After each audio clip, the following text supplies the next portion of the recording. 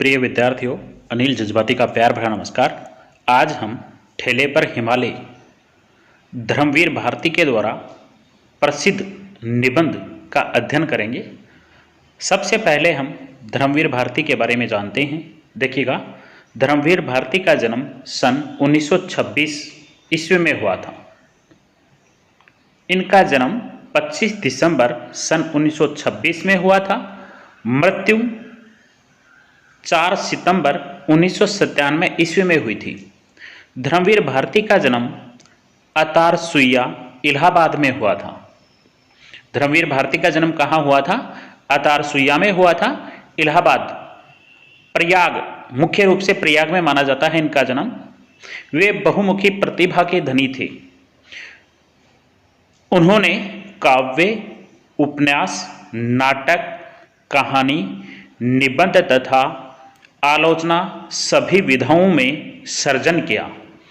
यानी इन्होंने काव्य भी लिखे, उपन्यास भी लिखे, नाटक भी लिखे व कहानियां व निबंध भी लिखे थे। साप्ताहिक पत्रिका धर्मयुग का संपादन कर वे काफी लोकप्रिय हुए। धर्मवीर भारती ने साप्ताहिक पत्रिका धर्मयुग का संपादन किया। इससे पूर्व भारती इलाहाबाद विश्वविद्यालय में हिंदी के प्राध्यापक व कुछ समय तक साप्ताहिक संगम के संपादक भी रह चुके हैं। देखिएगा, धर्मवीर भारती इलाहाबाद विश्वविद्यालय में प्राध्यापक रह चुके हैं, वह साप्ताहिक संगम के संपादक भी रह चुके हैं। उनकी रचनाओं में मध्यम वर्ग के जीवन संघर्ष, भारतीय संस्कृति के स्वर्णिम मूल्य तथा लोक जीवन की सजीव झांकी मिलती है। यानी उनका जो जीवन है या उनकी जो रचनाएं हैं, उन रचनाओं में मध्यम वर्ग के जो जीवन संघर्ष हैं, वह भारतीय संस्कृति की जो पीड़ाएं हैं, वो उनकी रचनाओं में मिलती हैं। उनकी प्रमुख रचनाओं में गुनाहों का देवता, सूरज का 7वां घोड़ा तथा 11 सपनों का देश, ये उपन्यास हैं। गुनाहों का देवता, सूरज का 7वां घोड़ा तथा 11 सपनों का देश प्रमुख उपन्यास हैं। ठंडा लोहा 1952 में प्रकाशित हुआ था। ठंडा लोहा 7 गीत वर्ष 1959 में। कनुप्रिया 1959 में। सपना अभी भी है 1993 में प्रकाशित हुआ। आद्यंत काव्य 1999 में प्रकाशित हुआ था। या मुर्दों का गांव, स्वर्ग और पृथ्वी, चांद और टूटे हुए लोग, वह बंद गली का आखिरी मकान कहानी संग्रह है। इनके प्रमुख कहानी संग्रह देखें तो मुर्दों का गांव, स्वर्ग और पृथ्वी, चांद और टूटे हुए लोग, वह बंद गली का आखिरी मकान इनके प्रमुख कहानी संग्रह हैं। अंधायुग पद्य नाटक है 1954 में। अंधायुग है वह 1954 में प्रकाशित हुआ था। ठेले पर हिमालय कहानी, अनकहानी व पश्यंती निबंध संग्रह हैं, प्रमुख हैं। इनके अतिरिक्त उन्होंने रेखाचित्र, आलोचना, एकांकी, नाटक, संस्मरण तथा यात्रा विवरण विधाओं में भी उल्लेखनीय सर्जन किया, पाठकों का दिल जीता है।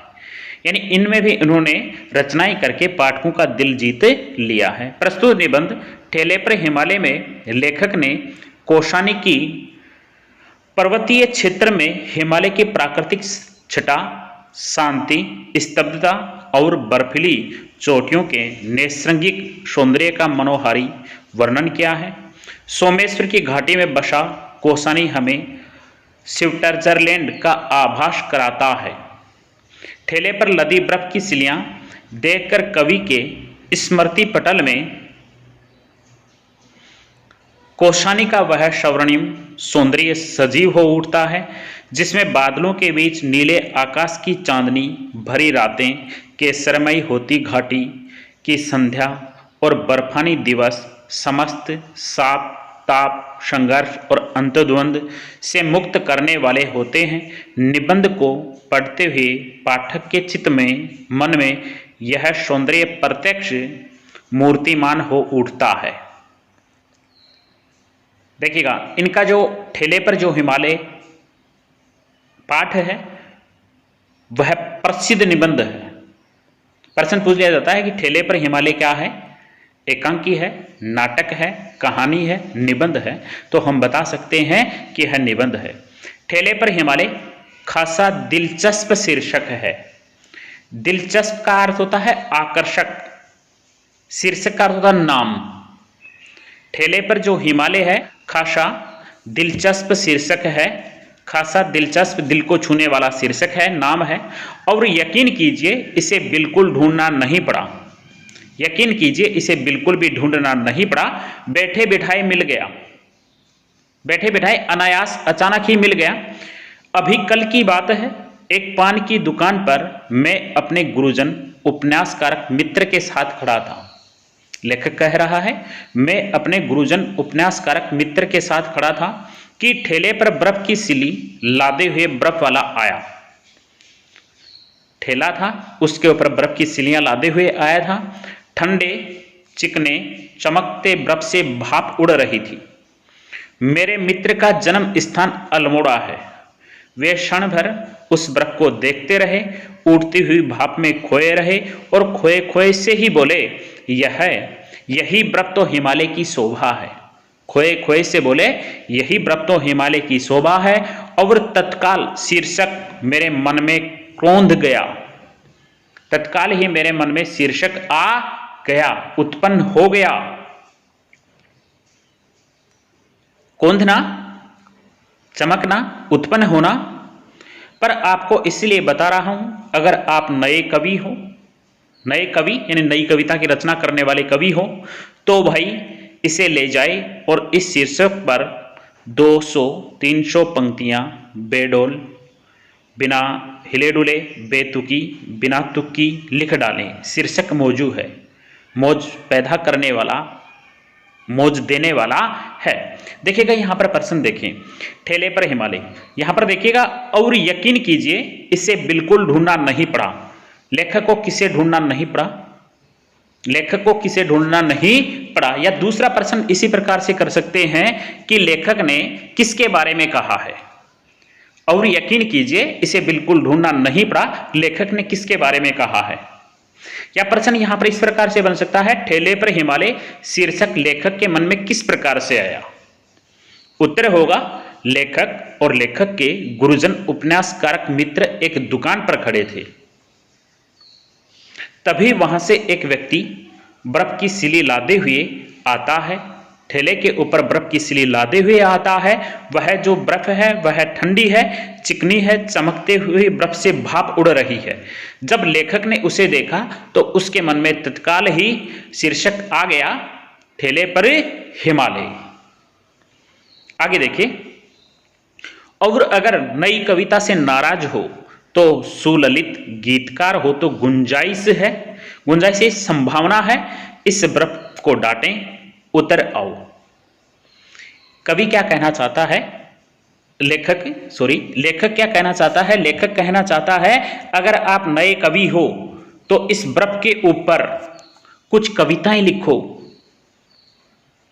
यह शीर्षक है, यह मस्त शीर्षक है। इस शीर्षक के ऊपर बिना हिले डुले आप कुछ पंक्तियां लिखें। आगे,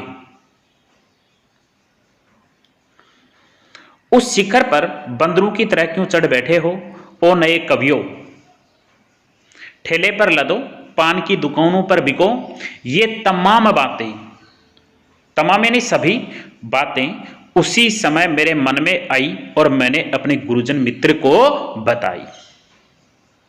यानी ये सभी बातें मेरे मन में आ रही थी। लेखक कह रहा है कि ये सभी बातें मेरे मन में आ रही थी और मैंने इन सभी बातों को अपने गुरुजन, जो उपन्यासकारक, जो मित्र थे, उनको मैंने बताई। वे हंसे भी, पर मुझे लगा कि वह बर्फ उनके मन में खरोंच गई है।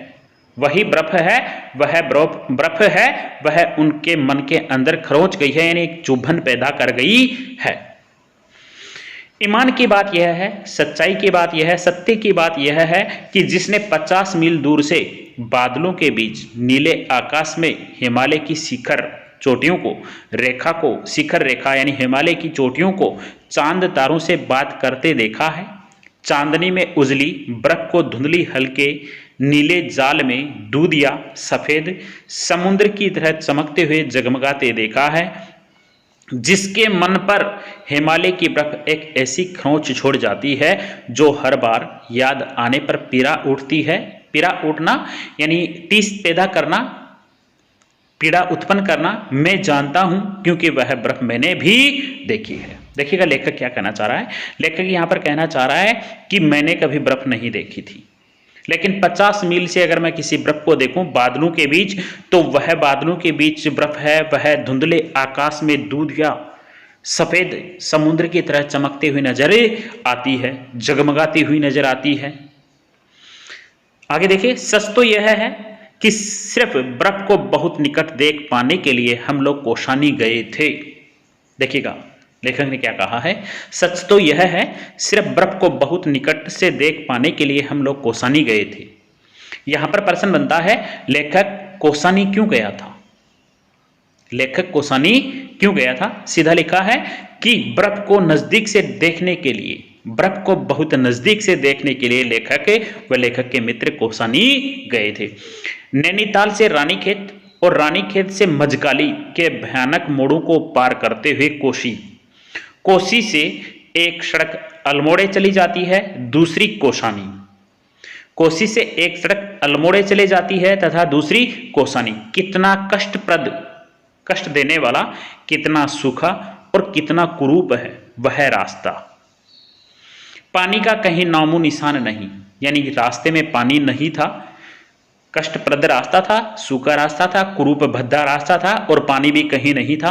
सूखे भूरे पहाड़, हरियाली का नाम नहीं था। पहाड़ थे वे सूखे हुए थे और हरियाली का कहीं नामो निशान नहीं था। ढालों को काटकर बनाए हुए टेढ़े मेढ़े रास्ते पर अल्मोड़े का एक नौसिखिया और लापरवाह ड्राइवर, नौसिखिया नया सीखने वाला और लापरवाह ड्राइवर जिसने बस के तमाम मुसाफिरों की, यात्रियों की ऐसी हालत कर दी थी, जब हम कोशी पहुंचे तो सबके चेहरे पीले पड़ चुके थे।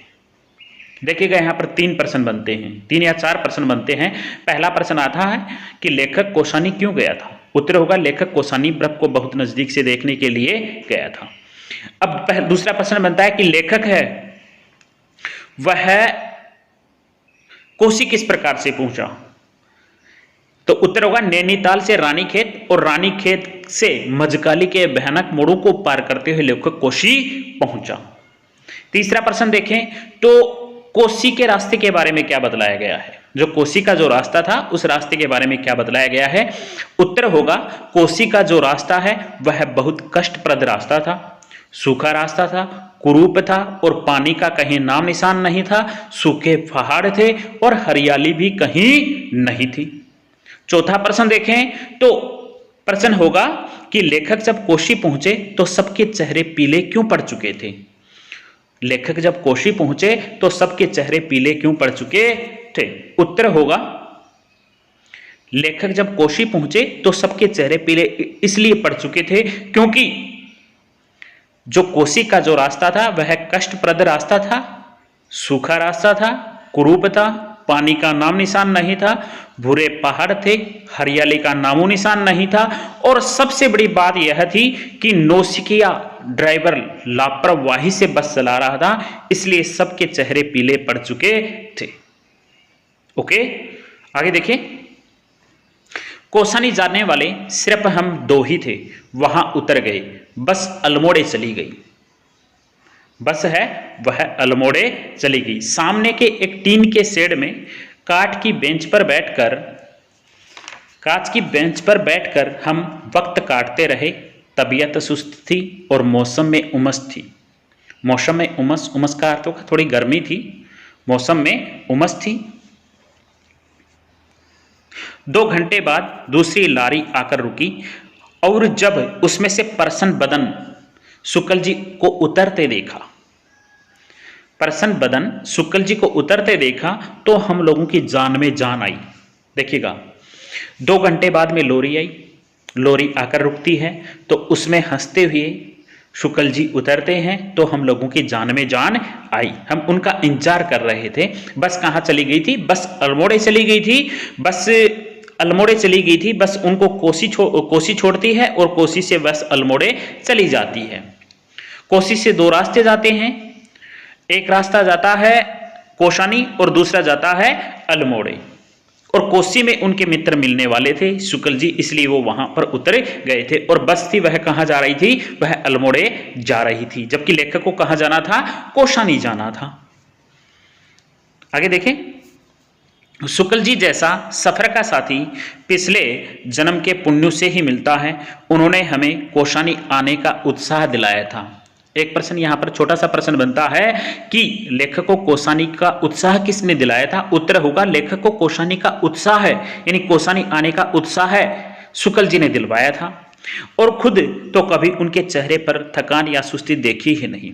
हमने कभी शुक्ल जी के चेहरे पर थकान या सुस्ती नहीं देखी थी, पर उन्हें देखते ही हमारी सारी थकान काफुर दूर हो जाया करती थी। यहां पर देखिएगा प्रश्न बनता है, लेखक ने शुक्ल जी के बारे में क्या बताया है। लेखक ने शुक्ल जी के बारे में क्या बतलाया है।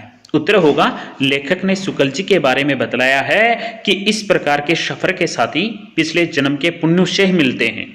उन्होंने हमें कोशानी आने का उत्साह दिलाया था, खुद तो कभी उनके चेहरे पर थकान या सुस्ती देखी ही नहीं। उनको देख करके हमारे चेहरे की जो थकान थी वह भी दूर हो जाया करती थी। आगे देखें, पर शुक्ल जी के साथ एक नई मूर्ति कौन है। शुक्ल जी बस से उतरे तो बस से उनके एक साथी और उतरे थे, जिसे लेखक ने क्या बतलाया है, मूर्ति बतलाया है। मूर्ति कौन है, लंबा दुबला शरीर, पतला सांवला चेहरा, एमिल जोला सी दाढ़ी, ढीला ढाला पतलून, कंधे पर पड़ी ऊनी जर्किन यानी जैकेट, बगल में लटकता हुआ जाने थर्मस कैमरा या बायनाकुलर का अर्थ होता है दूरबीन, और खासी अटपटी चाल थी बाबू साहब की। यह पतला दुबला मुझ जैसा ही सींक के समान शरीर और उसका आपका झूमते हुए आना, उस सींकिया शरीर के ऊपर झूमते हुए आना मेरे चेहरे पर निरंतर घनी होती हुई उत्सुकता को ताड़कर, मेरे चेहरे के ऊपर उत्सुकता हो रही थी, उसको ताड़कर उसको महसूस करके शुक्ल जी ने कहा, हमारे शहर के मशहूर चित्रकार हैं सेन, अकादमी से इनकी कृतियों पर, रचनाओं पर पुरस्कार मिला है, उसी रुपए से घूमकर छुट्टियां बिता रहे हैं। थोड़ी ही देर में हम लोगों के साथ सेन घुल मिल गया है। कितना मीठा था हृदय से वह, वैसे उसके कर्तव्य आगे चलकर देखने में आए। देखिएगा यहाँ पर दो प्रश्न बनते हैं। पहला प्रश्न है शुक्ल जी कौन थे, उनके बारे में लेखक ने क्या बतलाया है। शुक्ल जी कौन थे, उनके बारे में लेखक ने क्या बतलाया है। उत्तर होगा शुक्ल जी लेखक के मित्र थे। शुक्ल जी थे वो लेखक के मित्र थे और उनके चेहरे पर सदा हंसी रहती थी। अगला प्रश्न देखें तो शुक्ल जी के साथ बस में से उतरने वाला दूसरा व्यक्ति कौन था, बताइए। उत्तर होगा शुक्ल जी के साथ बस में से उतरने वाला दूसरा व्यक्ति शहर का मशहूर चित्रकार था, जिसे सेन अकादमी के द्वारा पुरस्कार दिया गया था। उसी पुरस्कार की राशि से वह घूमने आया था। यह प्रश्न यहां पर इस प्रकार बन सकता है कि सेन साहब के बारे में बताइए। या प्रश्न देखें तो इस प्रकार से बनता है, शुक्ल जी के साथ दूसरा व्यक्ति सेन साहब थे, उन सेन साहब के व्यक्तित्व पर प्रकाश डालिए। तो उत्तर होगा सेन साहब के बारे में हम बतला सकते हैं कि सेन साहब का जो शरीर था वह बिल्कुल पतला था, सीक के समान उनका शरीर था, लंबा दुबला शरीर था, पतला सांवला चेहरा था, एमिल जोला सी दाढ़ी थी, ढीला ढाला पतलून था, कंधे पर पड़ी उनकी जैकेट थी, बगल में लटकता हुआ थर्मस और बायनाकुलर या कैमरा लटका रखा था, और खासी अटपटी चाल थी बाबू साहब की। सेन साहब के बारे में बताइए। प्रश्न पूछा जाए तो हम बता सकते हैं कि सेन साहब का जो शरीर था वह बहुत लंबा पतला था, सांवला चेहरा था, दाढ़ी बढ़ी हुई थी और ढीला ढाला पतलून पैंट पहन रखी थी, ढीली सी पैंट पहन रखी थी, कंधे के ऊपर ऊनी जैकेट रखी हुई थी और उन्होंने बगल में शायद कैमरा या दूरबीन लटका रखी थी और उनकी जो चाल थी वह अटपटी चाल थी, उस चाल के ऊपर वह झूमते हुए आ रहे थे। ओके, आगे देखिए, कोसी से बस चली तो रास्ते का सारा दृश्य बदल गया। देखिए प्रश्न तो यही बन गया कि कोसी से बस चली तो रास्ते का सारा दृश्य बदल गया, उस दृश्य का वर्णन अपने शब्दों में कीजिए। देखिएगा, सुडोल पत्थरों पर, सुंदर सुंदर पत्थरों के ऊपर कल कल करती हुई कोसी बह रही थी। कोसी किनारे पर छोटे छोटे सुंदर गांव और मखमली खेत थे। किनारे के ऊपर छोटे छोटे गांव थे और मखमली मखमल के समान खेत थे। कितनी सुंदर है सोमेश्वर की घाटी, हरी भरी। एक के बाद एक बस स्टेशन पड़ते थे, एक के बाद एक बस स्टेशन पड़ते थे। छोटे छोटे पहाड़ी डाक खाने थे, छोटे छोटे पहाड़ी डाक खाने थे। चाय की दुकानें थी और कभी कभी कोसी या उसमें गिरने वाली नदी नाले पर बने हुए पुल थे।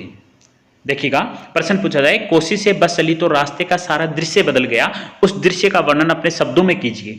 उत्तर होगा सुडोल पत्थरों के ऊपर कल कल करती हुई कोसी बह रही थी।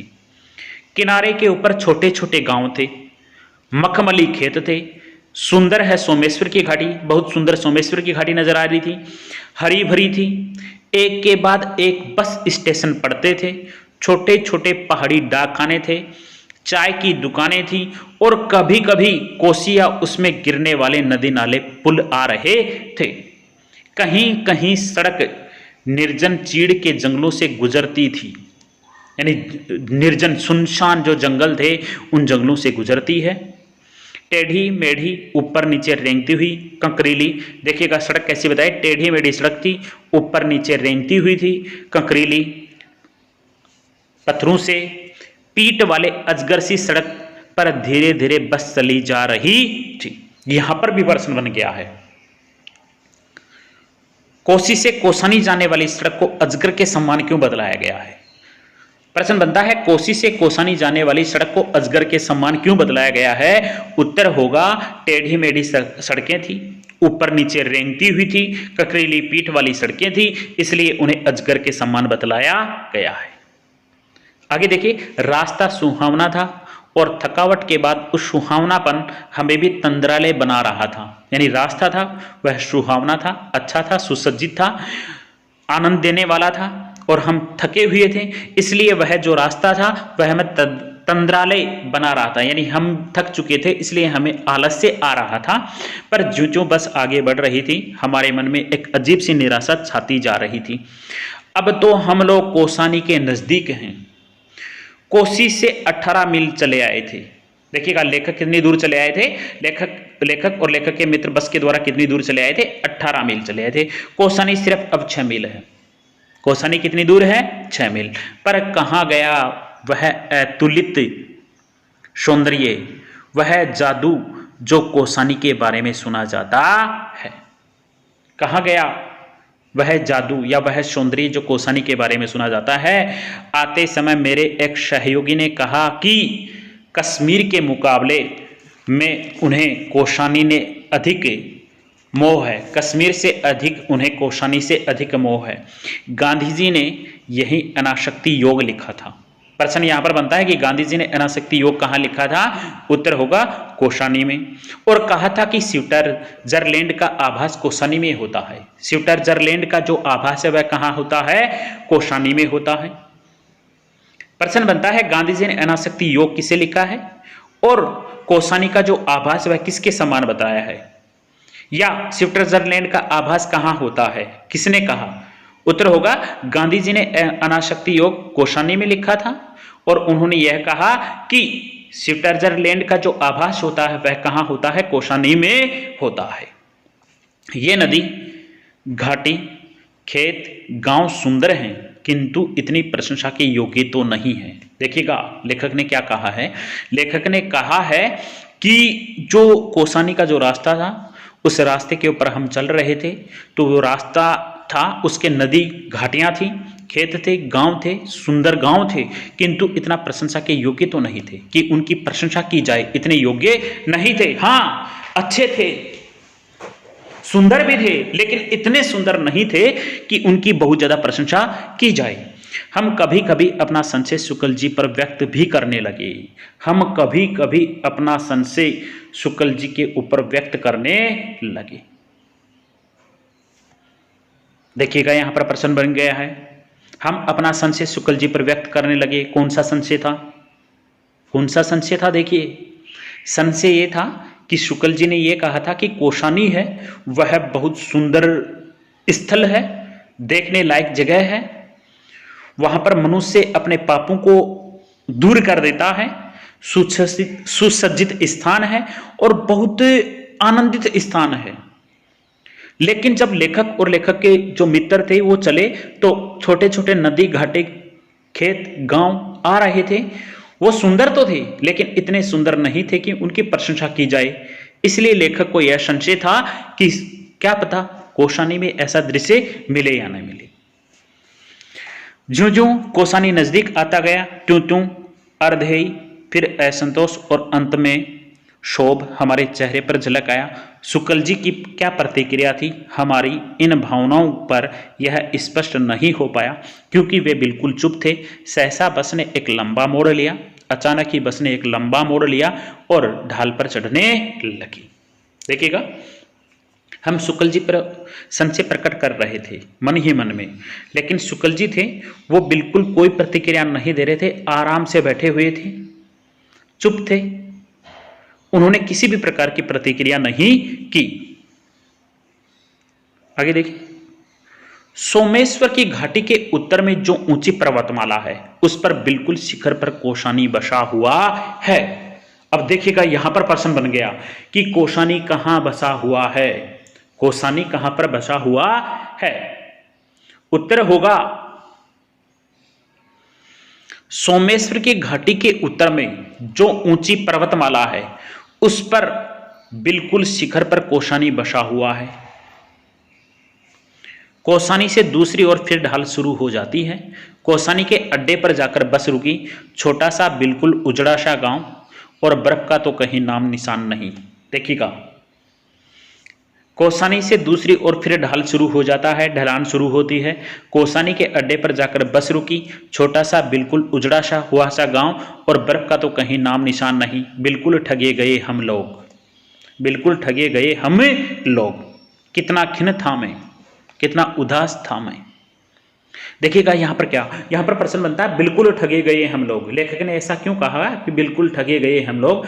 उत्तर होगा लेखक ने इसलिए ऐसा कहा क्योंकि लेखक जैसा शुक्ल जी ने उन्हें बतलाया था, लेकिन वहां पर उन्हें उस प्रकार का कुछ भी नजर नहीं आ रहा था। वो सौंदर्य देखना चाहते थे, बर्फ को नजदीक से देखना चाहते थे, लेकिन वहां उन्होंने देखा तो एक उजड़ा हुआ सा गांव था और बर्फ का नामो निशान नहीं था। इसलिए लेखक ने ऐसा कहा कि बिल्कुल ठगे गए हम लोग। अन्न खाते हुए हम बस से उतरा कि जहां था वहीं मूर्ति सा स्तब्ध खड़ा रह गया। देखिएगा, मैं बस से उतरा तो जहां था वहीं सा मूर्ति सा स्तब्ध खड़ा रह गया। कितना अपार सौंदर्य बिखरा है सामने की घाटी में, कितना अपार, जिसकी कोई सीमा नहीं है।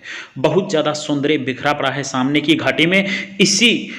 इस कौशानी की पर्वतमाला ने अपने अचल में यह जो कलियुग की रंग बिरंगी घाटी छिपा रखी है, इसमें किन्नर और यश भी तो वास करते होंगे। देखिएगा यहां पर प्रश्न बनता है, लेखक मूर्ति सा स्तब्ध खड़ा क्यों रह गया? लेखक है वह मूर्ति सा स्तब्ध खड़ा क्यों रह गया? उत्तर होगा लेखक मूर्ति सा स्तब्ध इसलिए खड़ा रह गया कि उसने सामने देखा तो कलियुग की रंग बिरंगी घाटी थी जिसमें बहुत सुंदरता बिखरी हुई थी, सौंदर्य बिखरा हुआ था। उस घाटी में चारों तरफ फूल खिले हुए थे। जब लेखक ने उसे देखा तो वह स्तब्ध खड़ा रह गया। एक प्रश्न यहां पर बनता है, किन्नर और यश क्या है? देखो किन्नर और यश शब्द आया है तो क्या है? यहां पर प्रश्न बनता है कि किन्नर और यश क्या है? तो ये पुरानी जातियां थी जो कौशानी में निवास करती हैं, या ऐसे कह सकते हैं कि कौशानी में दो जातियां कौन सी निवास करती हैं? उत्तर होगा कि किन्नर और यश।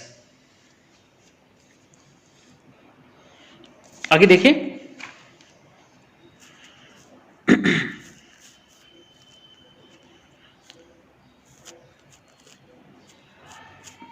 इसमें किन्नर और यश ही तो वास करते होंगे। 50 मील चौड़ी यह घाटी, हरे मखमली कालीनों जैसे खेत, सुंदर गेरू की सिलाई काट कर बने हुए लाल लाल रास्ते, जिनके किनारे सफ़ेद सफ़ेद पत्थरों की कतार और इधर उधर से आकर आपस में उलझा जाने वाली बेल की लड़ियाँ यानी पंक्तियाँ सी नदियाँ, देखिएगा क्या कहा है। यहाँ पर एक प्रश्न बनता है, कलियुग की रंग बिरंगी घाटी के बारे में वर्णन कीजिए। तो देखिए 50 मील चौड़ी यह घाटी थी। हरे मखमली कालीन जैसे खेत थे, सुंदर गेरू की शिलाएं थी, लाल लाल रास्ते थे जिनके ऊपर सफ़ेद सफ़ेद पत्थरों की कतार थी। और यही नहीं, चारों तरफ फूल खिले हुए थे और नदियों के समान या नदियां बह रही थी। मन में बेशकता यही आया, यकायक बेशकता का अर्थ यकायक यही आया कि इन बेलों की लड़ियों को उठाकर कलाई में लपेट लूं, आंखों से लगा लूं, क्योंकि जो फूल थे वो बहुत सुंदर थे, उनकी जो बेल थी वह भी बहुत अच्छी थी। इसलिए लेखक ने ऐसा कहा है, अकस्मात अचानक हम एक दूसरे लोक में चले आए थे। लेखक को ऐसा क्यों प्रतीत हुआ कि हम दूसरे लोक में आ गए? क्योंकि कलियुग की रंग बिरंगी घाटियां थी, वहां पर सुंदरता बिखरी पड़ी थी, चारों तरफ फूल थे, नदी नाले बह रहे थे और वहां पर अपार सौंदर्य था। जब लेखक ने उसको देखा तो उन्होंने कहा कि अकस्मात शायद हम दूसरे लोक में चले आए। इतना सुकुमार, इतना सुंदर, इतना सजा हुआ और इतना निष्कलंक की लगा इस धरती पर जो तो जूते उतार कर पांव पहुंचकर आगे बढ़ना चाहिए। देखिएगा कभी क्या लेखक क्या कहना चाह रहा है, लेखक कहना चाह रहा है कि अकस्मात मुझे ऐसा लगा कि हम दूसरे लोक में चले आए। इतना सुकुमार, इतना सुंदर है, इतना सजा हुआ है, इतना निष्कलंक है कि लगा इस धरती पर जो जूते उतारकर पांव पहुंचकर आगे बढ़ना चाहिए। धीरे धीरे मेरी निगाहों ने इस घाटी को पार किया और जहां ये हरे खेत और नदियां और वन क्षितिज के धुंधलेपन में नीले कोहरे में धुल जाते हैं, वहां पर कुछ छोटे पर्वतों का आभास अनुभव किया।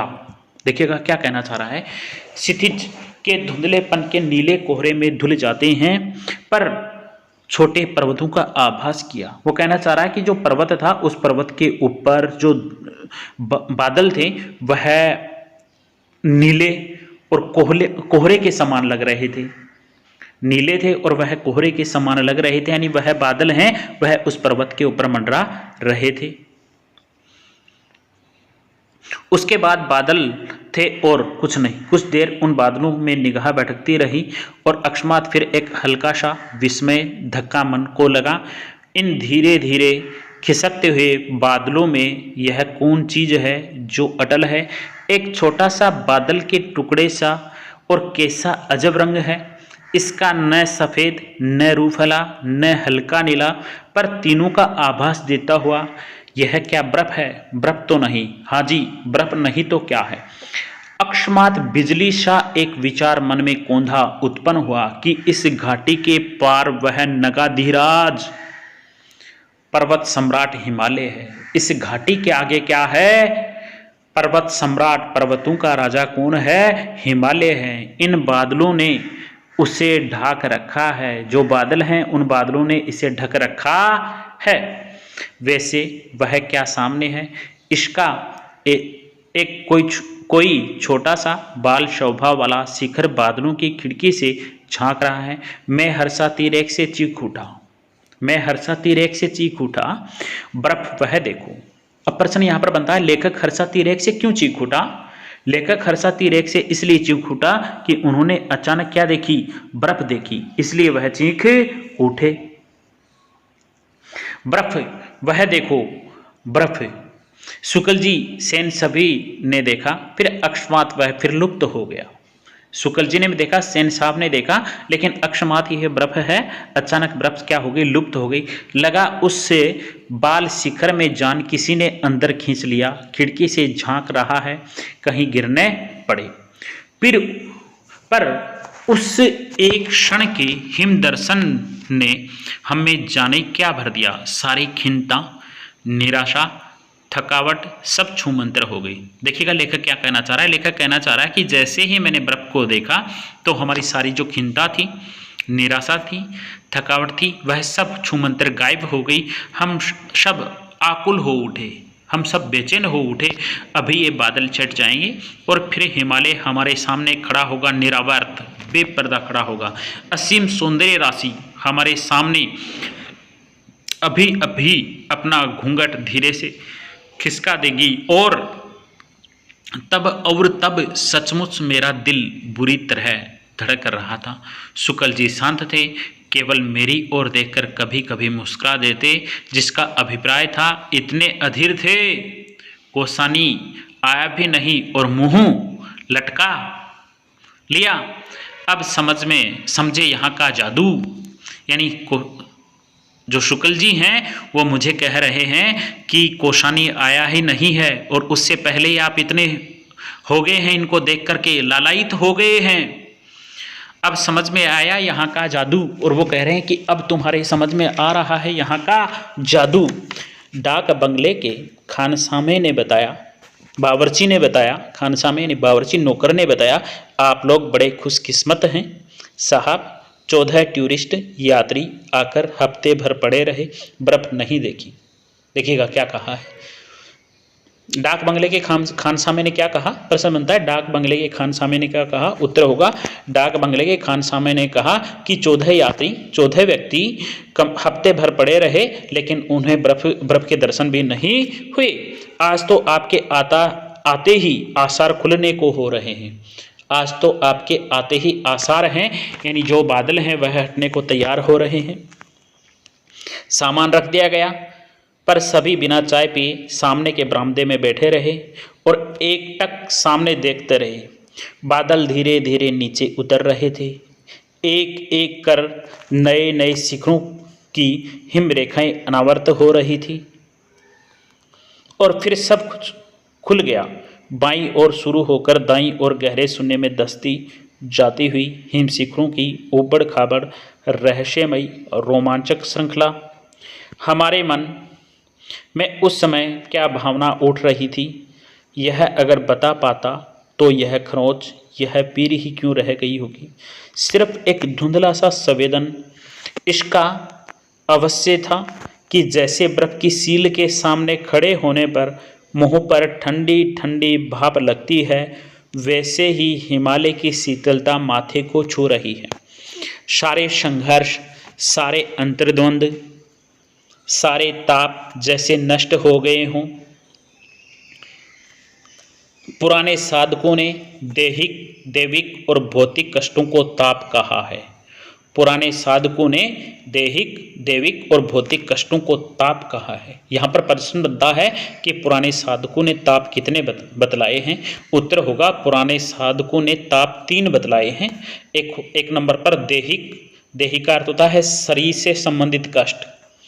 दूसरा होता है देव यानी भाग्य से संबंधित कष्ट। तीसरा होता है भौतिक यानी सांसारिक कष्ट। और उसे शमित करने के लिए वे हिमालय जाते हैं, उसे दूर करने के लिए, शांत करने के लिए वे हिमालय जाते हैं।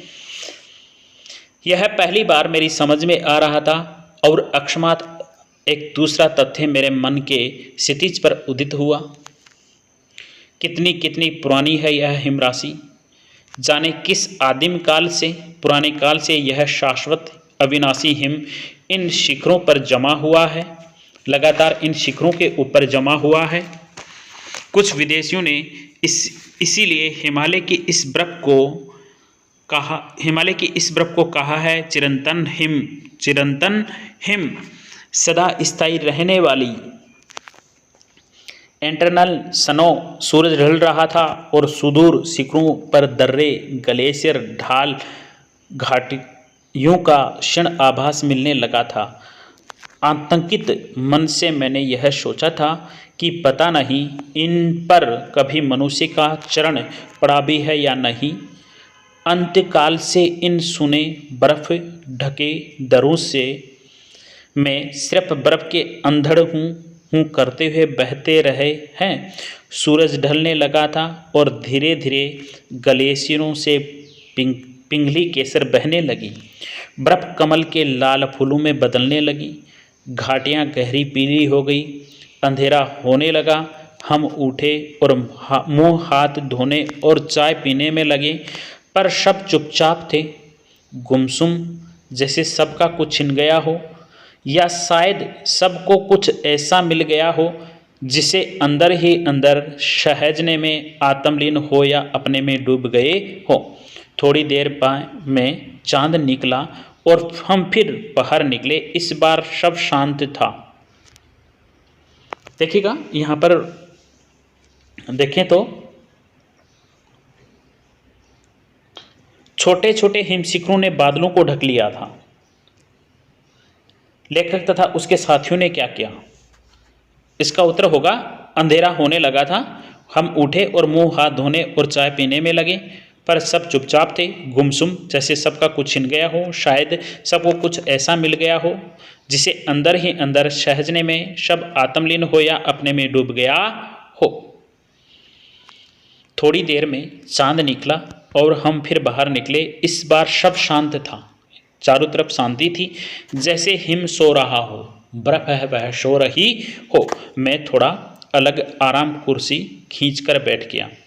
यह मेरा मन इतना कल्पनाहीन क्यों हो गया? इस हिमालय को देखकर किसने किसने क्या क्या नहीं लिखा।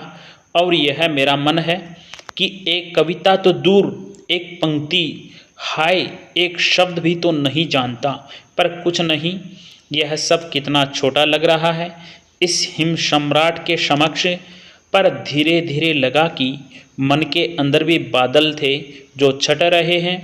कुछ ऐसा उभर रहा है जो इन शिखरों की ही प्रकृति का है, कुछ ऐसा जो इसी ऊंचाई पर उठने की चेष्टा कर रहा है ताकि इनसे इन्हीं के स्तर पर मिल सके। लगा यह हिमालय बड़े भाई की तरह ऊपर चढ़ गया है और मुझे छोटे भाई को नीचे खड़ा हुआ, कुंठित और लज्जित देखकर थोड़ा उत्साहित भी कर रहा है। इस स्नेह भरी चुनौती भी दे रहा है, प्रेम पूर्वक चुनौती भी दे रहा है। हिम्मत है, ऊंचे उठोगे? और सहसा सन्नाटा तोड़कर सेन रविंद्र की कोई पंक्तियां गा उठा। अचानक सन्नाटा तोड़ करके, शांति को तोड़ करके जो सेन साहब है वह रविंद्र की कुछ पंक्तियां गाने लगा। जैसे तंद्रा टूट गई। जो नींद था, जो आलस्य था, वह दूर हो गया और हम सक्रिय हो उठे। अदम्य शक्ति, उल्लास, आनंद जैसे हम छलक पड़ रहा था। सबसे अधिक खुश था सेन।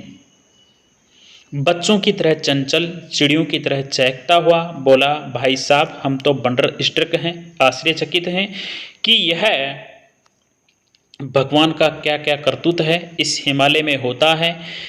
इस पर हमारी हंसी मुश्किल से ठंडी हो पाई थी।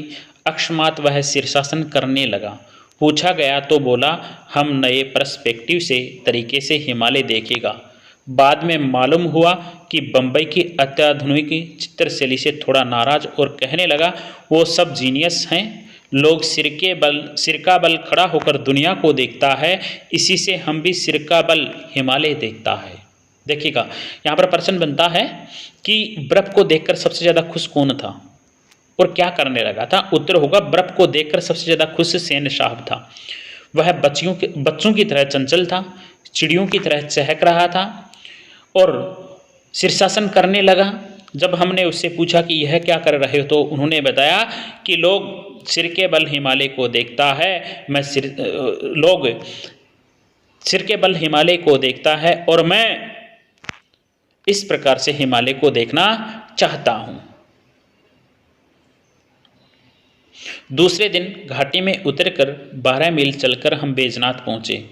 प्रश्न बनता है लेखक ने दूसरे दिन की यात्रा कहाँ की? उत्तर होगा दूसरे दिन घाटी में उतरकर 12 मील चलकर हम बैजनाथ पहुँचे, जहाँ गोमती बहती है, गोमती नदी बहती है। गोमती की उज्जवल जलराशि में हिमालय की बर्फीली चोटियों की छाया तैर रही थी। पता नहीं उन शिखरों पर कब पहुँचूँ, पर उस जल में तैरते हुए हिमालय से भी जी भरकर भेंटा मुलाकात की, उसमें डूबा रहा।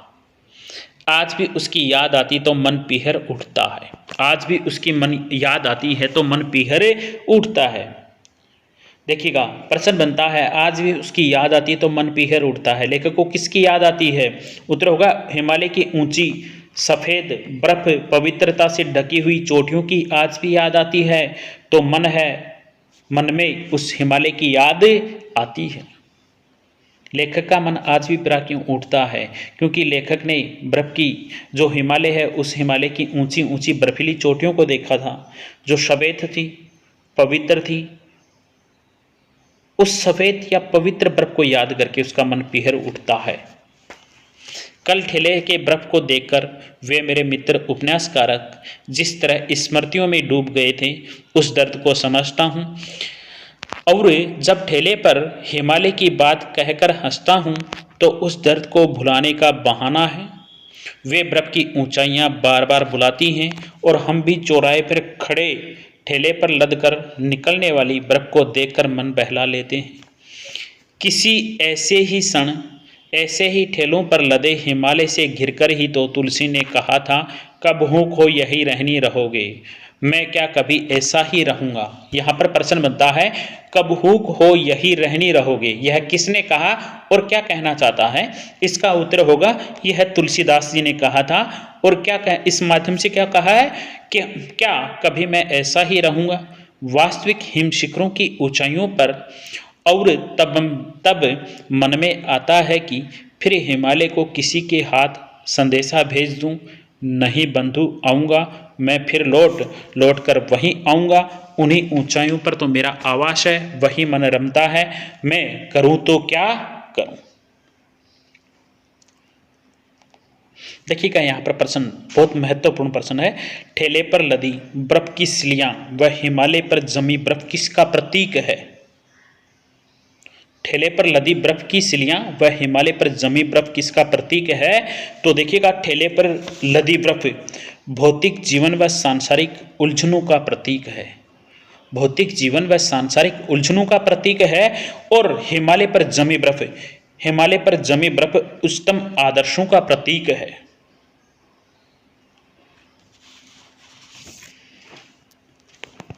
आगे देखिए, यकीन, विश्वास, सुललित, अत्यंत सुंदर, तमाम, संपूर्ण, पूरा, सीखिया, सीख जैसा पतला, नौसिखिया, नवशिक्षित, नए सीखने वाला, सुकुमार, कोमल, सीकर, पहाड़ की चोटी समेत शांत किया हुआ। यहां पर देखें, नैनीताल से कोसी जाने वाली सड़क को लेखक ने कैसी बताया है? सुंदर, साफ व आरामदायक, सीधी व सपाट, ऊंची और मजेदार, उबड़ खाबड़ और कष्टप्रद। उबड़ खाबड़ व कष्टप्रद। उसके बाद में शुक्ल जी के साथ एमिल जोला सी दाढ़ी वाला युवक कौन था? कवि, चित्रकार, लेखक, संगीतकार। उत्तर होगा चित्रकार, यानी सेन साहब के बारे में बतलाया गया है।